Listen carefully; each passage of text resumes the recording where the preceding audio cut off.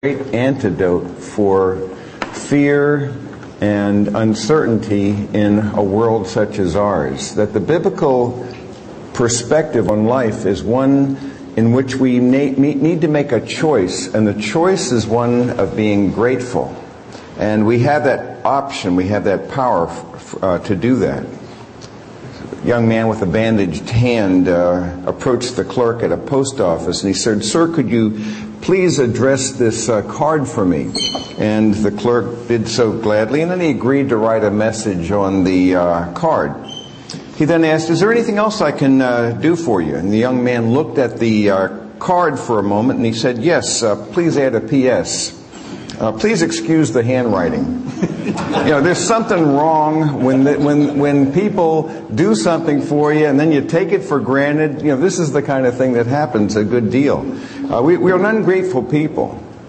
The fact is that, as Dostoevsky puts it in Notes from the Underground, he says, if he's not stupid, writing of humanity, he's monstrously ungrateful, phenomenally ungrateful. In fact, I believe the best definition of man is the ungrateful biped.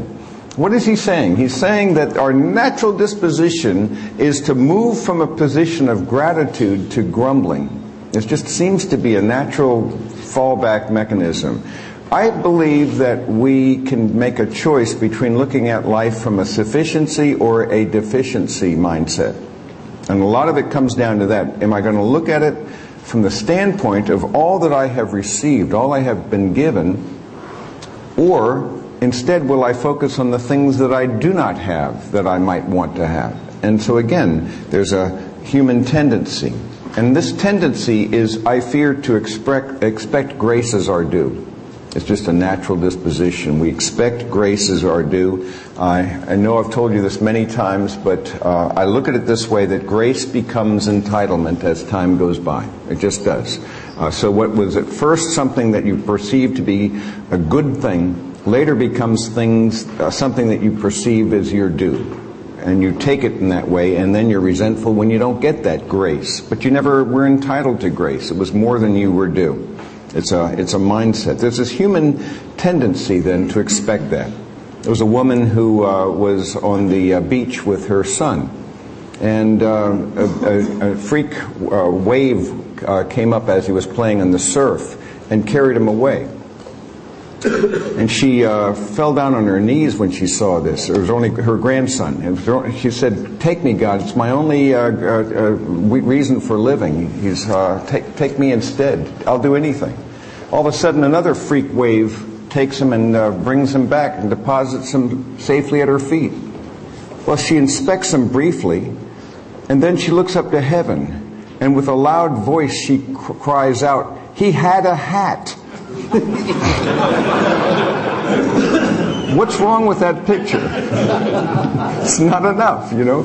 This is how I fear. To me, that's a little bit of it's silly, but it's a parable of life. It's not quite what I had in mind. I want the whole deal. And I think this is part of our natural disposition. I want to encourage us to do three things. I want to encourage us to remember in three tenses, to practice the wisdom, and I stress this word wisdom, of remembrance. We do well to remember God's grace and His deliverance in the past. We do well to consider His benefits in the present, and we think of His promises for the future. And when we do that, then I think we're moving in the right direction. Let me explain what I mean. When I think about God's deliverances in the past, it's interesting how we have a calendar that allocates one day a year for gratitude, for Thanksgiving, and even then it's a day for gluttony more than gratitude. Am I right? I mean, the prayer at Thanksgiving often becomes an embarrassing and perfunctory act. People haven't been doing that lately. You know, all of a sudden, who does the prayer? And so it becomes something that's just there, but really there's not really a sense of true gratitude.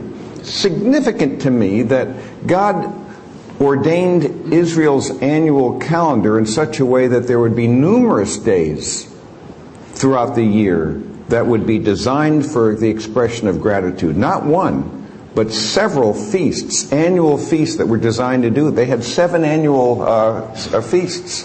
And they had this opportunity then to be reminded of God's work in the past, His deliverances in the past, His grace and benefits in the present, and His promises for the future, yet they would forget.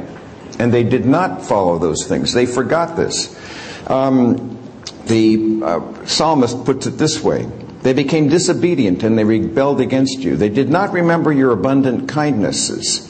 They quickly forgot His works, as Psalm 106:7 tells us. Now, there's an incredibly interesting expression in the prophet Hosea. And in Hosea chapter 13 and verse 6, it goes this way.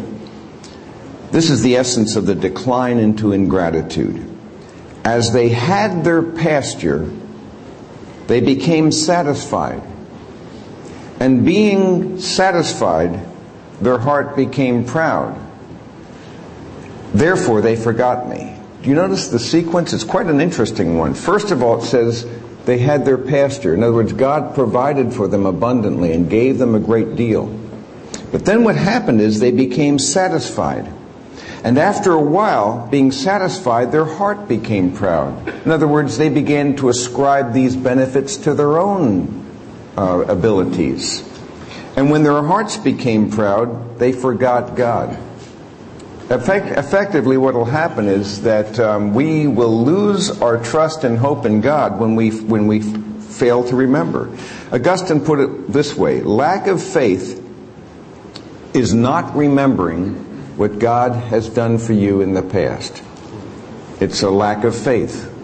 And when we forget what God has done for us in the past, it's a terrible mistake. Centuries earlier, it's interesting to me, Moses warned the children of Israel that they would be tempted. And they would be tempted to forget the Lord their God when they conquered the land and inhabited places that they did not build and had vineyards that they did not plant. And he warned them. And he said to them, if you go into the land and get these things, then your heart will become proud. Beware of this, and you will forget the Lord your God who brought you out from the land of Egypt, out of the house of slavery. That's where you came from.